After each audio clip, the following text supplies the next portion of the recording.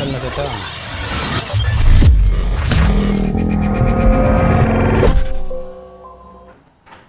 नमस्कार, बहुत बहुत स्वागत आप सभी का। मैं हूं आपके साथ चेतन। मेरे साथ मौजूद है मेरे सहयोगी अभिषेक। पाकिस्तान को मुंह तोड़ जवाब दिया जा रहा है, चाहे वो सरकार हो या विपक्ष। विपक्ष साफ तौर पर कह चुका है कि सरकार आगे बढ़े, हम पूरा समर्थन देने के लिए तैयार हैं।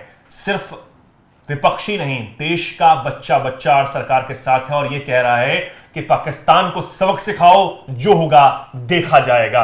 और अब इस बीच बौखलाकर, डरकर, कपकपाते हुए शहबाज शरीफ वहां से यह कह रहे हैं कि भैया हमारा कोई हाथ नहीं है, चाहे जांच करवा लो, हम सहयोग कर लेंगे। लेकिन क्या आपको लगता है कि पाकिस्तान का इसमें हाथ नहीं होगा?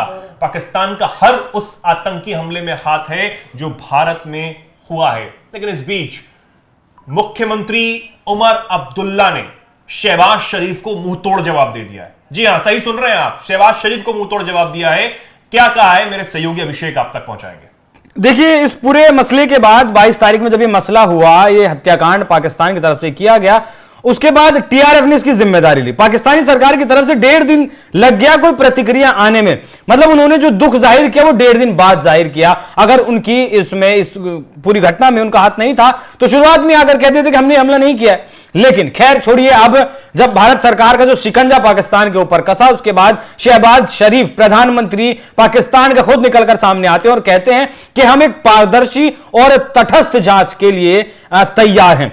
भारत से उन्होंने इस बात के लिए आग्रह किया, हिंदुस्तान के सामने वो गिड़गिड़ाए कि हम आपका जांच में सहयोग करने के लिए तैयार हैं। लेकिन जो जांच करनी थी, जो सबूत इकट्ठा करने थे, वो भारत सरकार पहले ही कर चुकी है। इसी सवाल पर, या फिर कहें कि इसी बात पर शहबाज शरीफ की उमर अब्दुल्ला ने जवाब दिया कि आप वही हैं ना जिन्होंने इस हमला होने के तुरंत बाद इसका ठीकरा हिंदुस्तान पर फोड़ दिया था।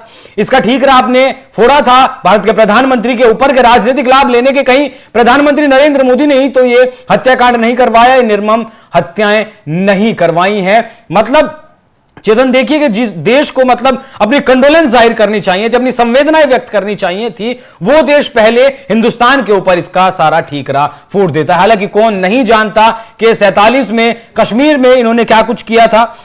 जो राजा जिस टाइम हुआ करते थे, उस वक्त जब वो हिंदुस्तान में विलय चाहते थे, उस वक्त इन लोगों ने क्या कुछ किया था। उसके बाद आपने 65 देखा, उसके बाद आपने देखा 71 में क्या कुछ किया, 84 में सियाचिन में क्या किया, 99 में कारगिल में क्या किया, फिर 2001 में संसद पर हमला करते हैं, फिर उड़ी करते हैं, बालाकोट करते हैं, 26/11 करते हैं। लेकिन ये अब भी सोच रहे हैं, शहबाज शरीफ हों या फिर उनके गृह मंत्रियों में सोच रहे हैं कि भारत पहले वाला भारत है, वो जांच करवाएगा। मैं चाहता हूं दर्शकों से यहां मैं चाहूंगा अपने साथी से कि एक बार उमर अब्दुल्ला का वो बयान सुनाए जो आज कश्मीर में उन्होंने दिया है। जो लोग छुट्टी करने के लिए आते हैं उनको इस तरह का टेंशन नहीं चाहिए। लेकिन मैं उनको यही कहना चाहता हूं कि अगर इन हालात में उन्होंने कश्मीर को ऐसे छोड़ दिया तो कहीं हमारे जो दुश्मन हैं उनकी जीत तो नहीं होगी। क्योंकि जाहिर सी बात है कि अगर टूरिस्ट को निशाना बनाया गया तो उनका मकसद ही ये था कि कहीं कश्मीर से जो है सारे टूरिस्ट निकल जाने चाहिए। लेकिन जान सबको प्यारी होती है।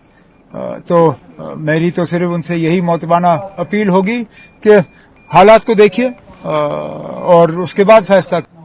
तो देखिए आपने किस तरीके से जो हवाबाजी थी पाकिस्तान की, शहबाज शरीफ की, आसिम मुनीर की, कहूं तो मुल्ला मुनीर की जो ये चाल थी सारी पहलगाम में हमला करवाने की, वो सारी धरी की धरी रह गई। बस आपने आखिरी बात कहूंगा, खत्म करूंगा चेतन, कि जिस तरीके से पहले साथ दिया करते थे कश्मीर के लोग पाकिस्तानी आतंकवादियों का, अब उस तरीके के साथ नहीं दे रहे। क्योंकि उमर अब्दुल्ला हो या फारूक अब्दुल्ला हो, लगातार दोनों पिता पुत्र की जोड़ी पाकिस्तान के साथ संबंधों को बेहतर करने की बात भारत सरकार से कह चुकी है, पाकिस्तान के साथ बातचीत करने की बात कह चुके हैं। लेकिन अब जो हालात बदले हैं, जो विकास कश्मीर में हुआ है, उसने सबके जज्बात बदल दिए हैं। यही वजह है कि अब्दुल्ला ने करारा तमाचा पूरे पाकिस्तान के मुंह पर मारा है। बिल्कुल, और यही अब्दुल्ला जिस तरीके का जिक्र आप कर रहे हैं, चाहे वो महबूब मुफ्ती हो, उन्होंने भी इस बार प्रोटेस्ट मार्च किया उस पाकिस्तान के खिलाफ, इस आतंकी हमले के खिलाफ, जो लगातार पत्थरबाजों को बच्चा कहकर छोड़ने की बात कहती रही हैं। ये कहती रही हैं कि पाकिस्तान के पास भी न्यूक्लियर है, हमें उससे बैठकर बात कर लेनी चाहिए। लेकिन इस बार जज्बात हैं अलग,